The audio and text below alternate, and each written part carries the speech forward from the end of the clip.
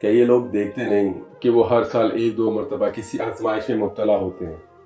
پھر بھی وہ نہ توبہ کرتے ہیں اور نہ کوئی سبق حاصل کرتے ہیں۔ ہم اخلاق سے بات نہیں کرتے، ہم جھوٹ بولتے ہیں، دھوکہ دیتے ہیں، تاجر بیچ جا منافع کماتے ہیں،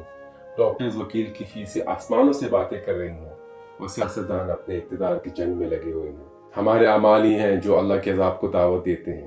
یہ سیلاب نہیں بلکہ انسانوں پر ظلم کی ایک لمبی داستان ہے، مگر افسوس ہے کہ بہت کم لوگ ہی ہیں جو غور و فکر کرنے والے ہیں۔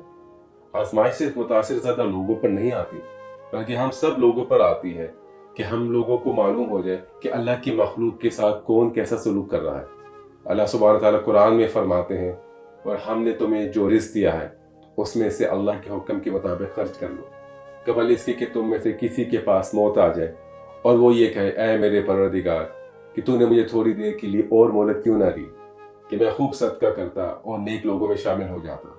یا اللہ اپنے مظلوم بندوں پر رحم فرما اور ہمیں سیدھا رستہ دکھا، آمین یا رب العالمین۔